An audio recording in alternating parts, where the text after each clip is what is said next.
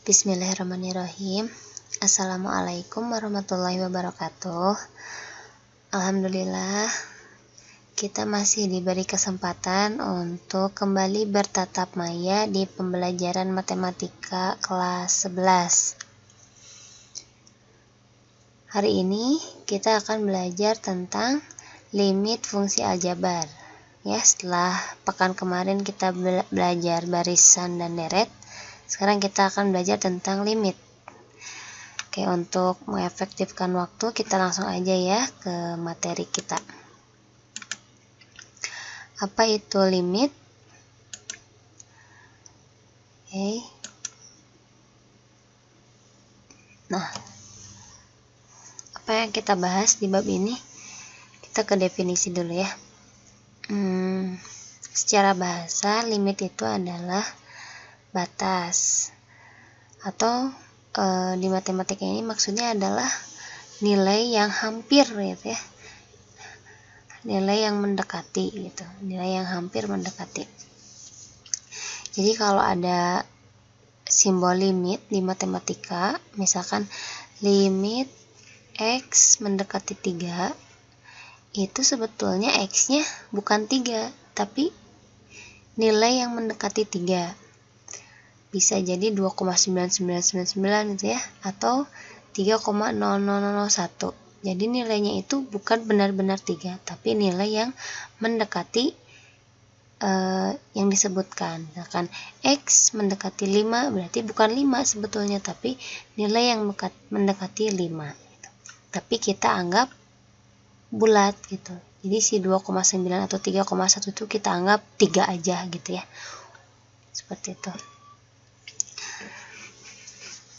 Nah, nanti hasilnya juga ketika nilai yang tadi misal x mendekati 3, ketika kita masukkan ke dalam fungsi, itu juga akan menghasilkan nilai yang hampir sekian gitu ya. Misalkan ini hasilnya 100, misal ya, hasilnya 100. Nah, berarti nilainya juga hampir mendekati 100 gitu ya. Oke,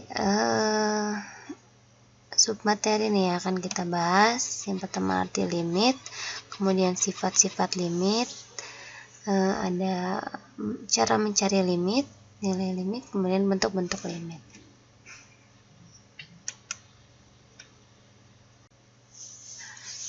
Oke, selanjutnya kita ke sifat aljabar limit. Limit itu punya sifat ya. Di sini sifatnya ada 2. Sifat yang pertama adalah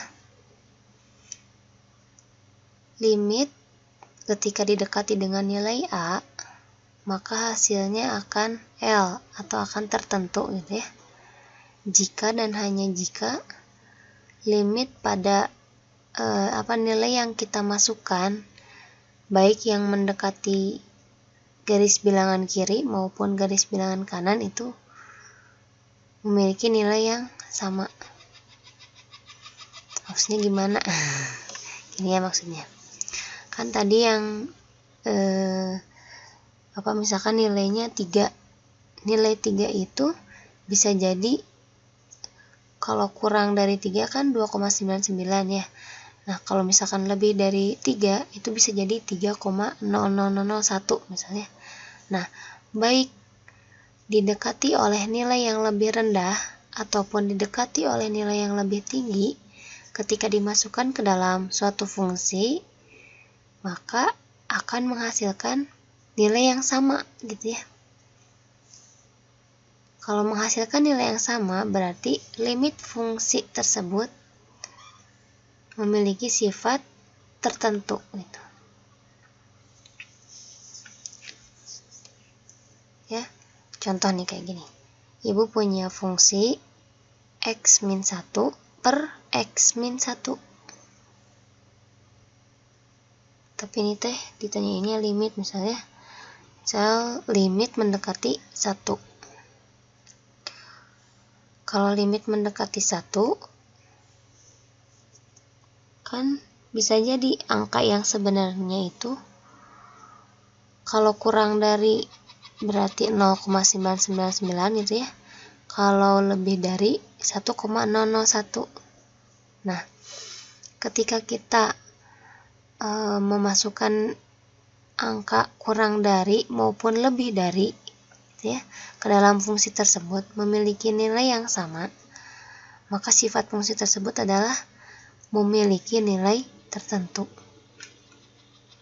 Itu kan ini ketika kita memasukkan angka 0,999, ini 0,999 dikurangi 1 per 0,9 dikurangi 1. Ini kan tinggal coret aja, ini atas sama bawah sama. Pembilang dengan penyebut sama, berarti hasilnya adalah 1 gitu ya. Nah, kemudian kalau kita masukkan nilai yang lebih besar 1,001, dimasukin 1,001 kurang 1, 1,001 kurang 1 sama ya, atas dengan bawah sama nilainya. Hasilnya juga menghasilkan angka 1. Ketika kita memasukkan nilai yang kurang dari atau yang lebih dari tetap menghasilkan nilai yang sama, maka sifat fungsinya adalah limit tersebut memiliki satu nilai tertentu, yaitu L ya. Oke, kalau yang sifat kedua ini ada banyak tipenya. Nah, kalau yang sifat kedua mah definisinya tadi hasilnya itu mendekati. Kalau yang sifat pertama mah jadi hasilnya tertentu, hasilnya teh memang itu gitu ya. Tapi kalau sifat kedua, hasil dari pengerjaan limitnya, nilai akhirnya adalah mendekati. Contoh nih ya, ini yang bentuk pertama nih, limit X mendekati A. Kalau kita memasukkan nilai X terhadap suatu konstanta tertentu, maka hasilnya akan ya konstanta itu sendiri gitu ya. Misal limit X mendekati 2, kita masukkan ke 3 misalnya, maka hasilnya akan 3 gitu. Nah, ini hasilnya juga hampir mendekati gitu ya, bukan nilai yang sebenarnya tapi mendekati. Bentuk yang kedua, limit X mendekati A. Kalau kita memasukkan ke dalam fungsi X gitu ya, maka nilainya adalah sesuai dengan nilai yang kita masukkan. Misalkan X sama dengan 10, masukkan ke X, berarti X diganti aja dengan 10, hasilnya 10 gitu ya. Nah, terus kemudian di sini kalau ada dua fungsi, misal fx dengan gx. Fungsi pertama ketika kita memasukkan nilai X akan menghasilkan nilai C gitu ya, misal.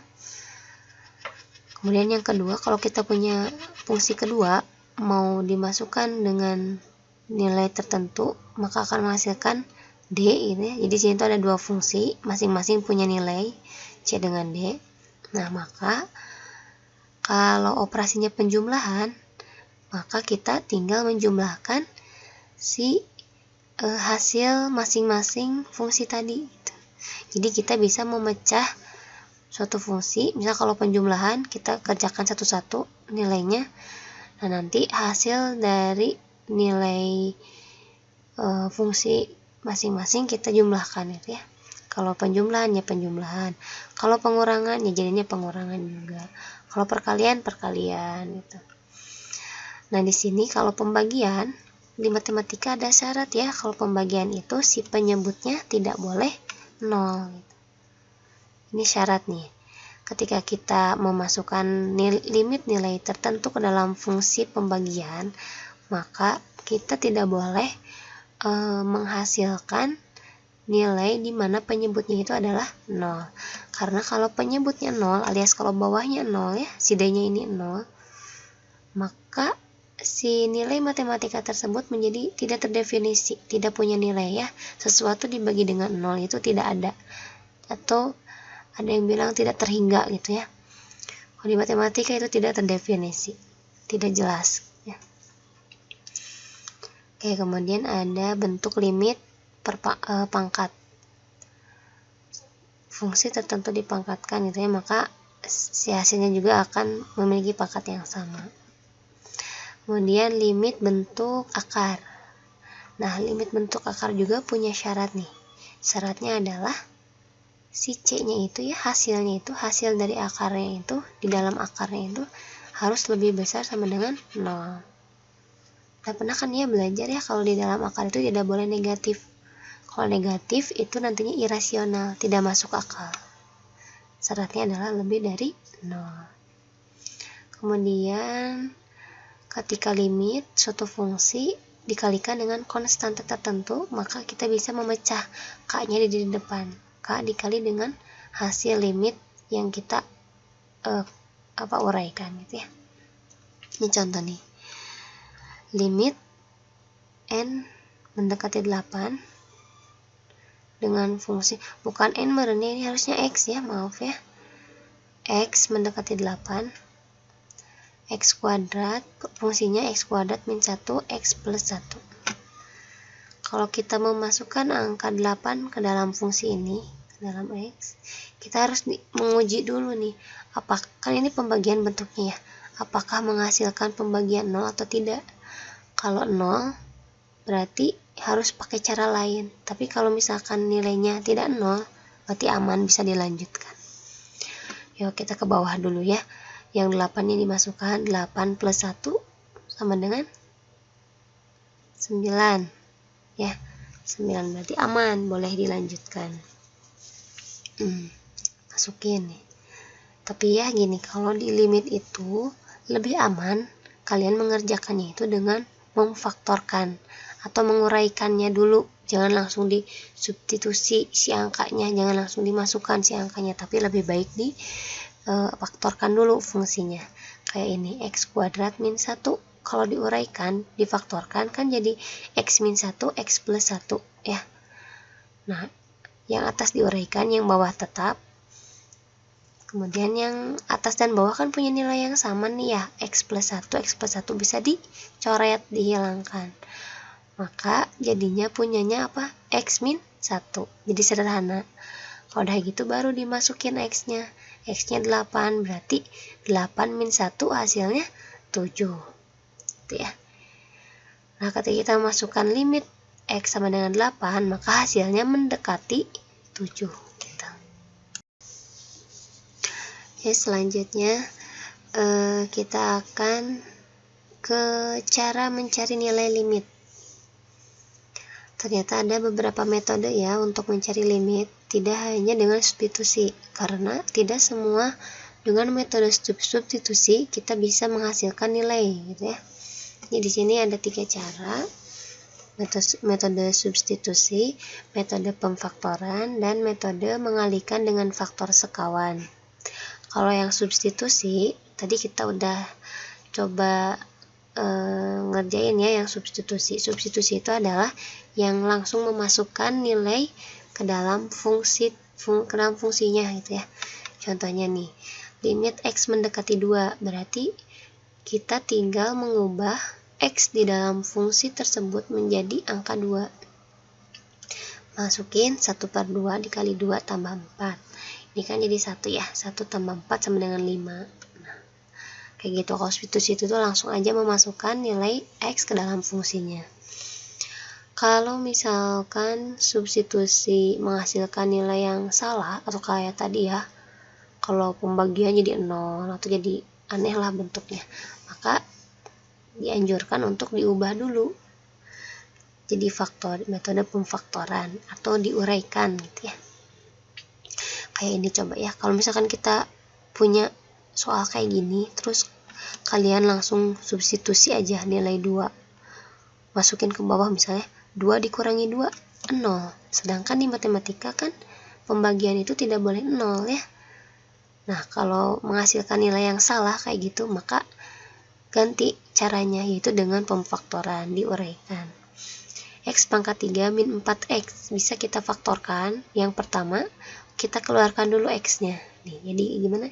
X dalam kurung X kuadrat min 4 ya, karena X-nya tadi udah keluar. Kemudian yang di dalam kurung X kuadrat min 4 juga bisa kita faktorkan lagi, uraikan lagi. Ini tuh bentuk A kuadrat min B kuadrat. Kita ubah jadi X plus 2, X min 2. Nah, kalau diuraikan lagi, kita kan punya nilai yang sama ya, antara atas sama bawah. X min 2 ini X min 2. Coret, berarti kita tinggal punya X plus 2 ya. Nah, kalau udah kayak gini, udah aman. Kalian boleh masukkan nilai limitnya. X mendekati 2, kita masukkan ke fungsi yang ini. Jadinya, ini ya, 2 dalam kurung 2 plus 2. 2 plus 2, 4 kali 2, 8. Nah, kalau udah diuraikan, kita masukin angka 2, nilai jadi aman nih. Jadi nggak ada yang per 0 gitu ya. Jadi 8 ini udah betul. Terus ada juga nanti kalian menemukan nilai, soal yang ada akarnya. Kalau yang ada akarnya beda lagi nih caranya. Caranya itu dengan mengalihkan dengan faktor sekawan. Kalau faktor sekawan itu pernah belajar nggak sih? Faktor sekawan? Pernah ya? Faktor sekawan itu adalah mengalihkan dengan operasi yang berkebalikan. Ini kita lihat nih, si penyebut kan dia akar ya, akar X min akar 7. Sekawannya itu kalau ininya negatif, berarti ubah jadi positif. Berarti kita mengalihkan dengan si sekawannya. Ya, si pasangannya itu plus. Kalau yang bawah dikali dengan faktor sekawan, maka yang atas juga harus dikali dengan sekawan, harus dikali dengan yang sama gitu ya. Jadi harus adil. Kalau di bawah dikali sekian, maka atas juga harus dikali sekian. Itu harus sama. Nah, kalau udah kayak gitu tinggal dikalikan. X min 7 dikali akar X plus 7 per akar 7 plus akar 7. Yang bawah ini kan ada negatif ada positif ya. Ini bentuknya sama kayak A kuadrat A min X A min B kali A plus B gitu ya. Bentuknya jadi A kuadrat min B kuadrat. Karena A-nya dikuadratkan, berarti akarnya hilang, jadi X. Kemudian min B kuadrat, B-nya kan akar 7, dikuadratkan jadi 7 ya. Jadi bawahnya jadi hilang akarnya X min 7. Benar ya. Terus lagi kan yang atas ada X min 7, yang bawah ada X min 7. Ada nilai yang sama, atas dan bawah. Bisa dicoret. Berarti tinggal yang ini aja, yang ada akarnya aja. Akar X ditambah akar 7. Udah kayak gini, tinggal masukin aja si angka 2-nya ya. Berarti akar 2 plus akar 7. Kenapa di sini jadi akar 7 ya? Aduh, salah, maaf ya. Ibu salah substitusi nih, yang akar 7-nya salah masukin nilai. Harusnya kalau limitnya 2, ininya jadi akar 2 ditambah akar 7 gitu ya. Salah nih. Tapi kalau misalkan kalau ini mah, kalau angka 7 berarti harusnya X-nya 7 gitu ya. Limit X mendekati 7 baru akar 7 ditambah akar 7 sama dengan 2 akar 7. Ini mohon maaf ya, mohon dikoreksi, mohon diperbaiki di catatan.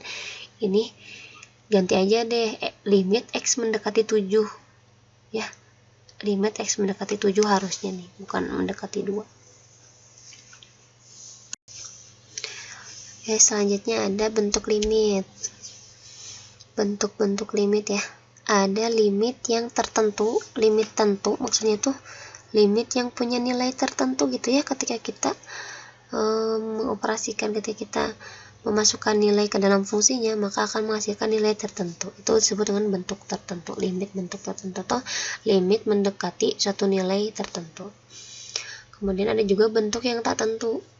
Kalau yang tak tentu itu adalah ketika kita memasukkan nilai X disubstitusi, maka akan membentuk nilai 0 per 0 atau tahingga per tahingga atau tahingga kali min tahingga atau 0 kali tahingga. Pokoknya ada yang 0 sama tahingga itu masuknya ke bentuk tak tentu. Kan tadi kalau per 0 gak boleh ya. Terus kalau ada tahingga itu kan gede banget nilainya. Terus gak tentu gitu ya berapanya.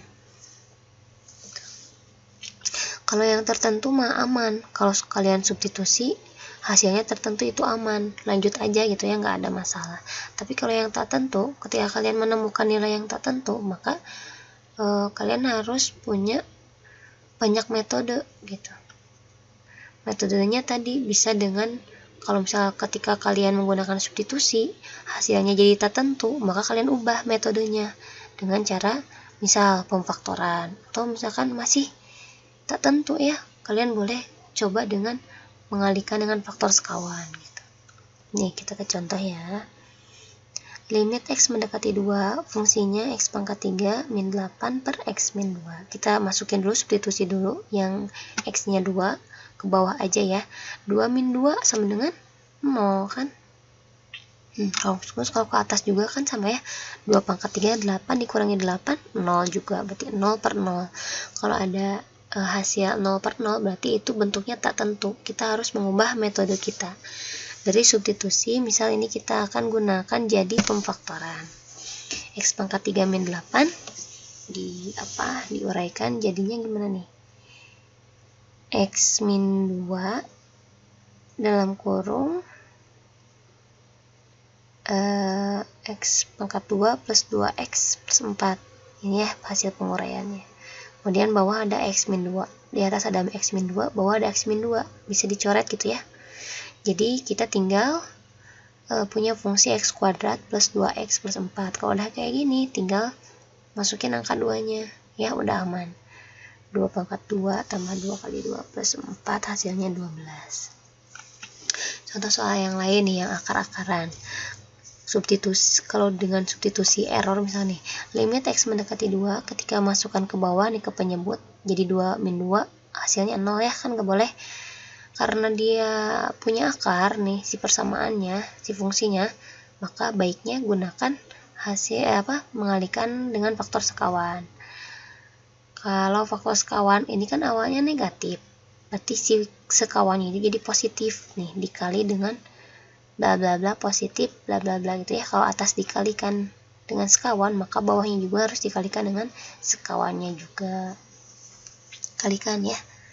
Ini negatif, ini kan A ya, ini kita anggap A min B kali A plus B, maka bentuknya jadi A kuadrat min B kuadrat.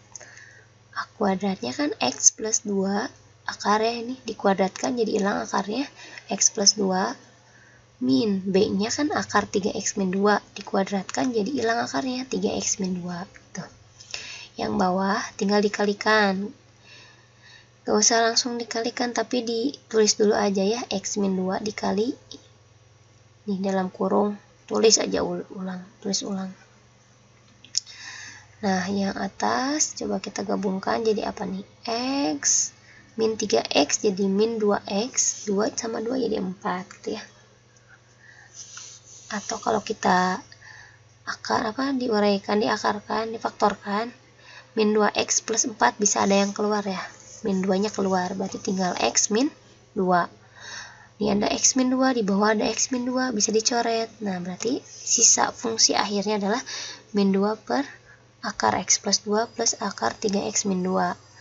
Nah ketika kita memasukkan angka 2, nilai limit X 2 jadi aman nih. 2 tambah 2 akar jadi akar 4. Yang bawahnya juga sama, 3 kali 2 6 dikurangi 2 4. Ini aman ya, nggak menghasilkan 0. Min 2 per 4 sama dengan min 1 per 2. Oke, bisa difahami? Oke, gitu teman-teman semua ya. Limit itu kayak gitu ya. Mudah-mudahan kalian paham. Atau kalau ada yang mau ditanyakan, boleh nanti ditanyakan di grup WA di WA masing-masing ya. Sekian yang bisa Ibu sampaikan. Wassalamualaikum warahmatullahi wabarakatuh.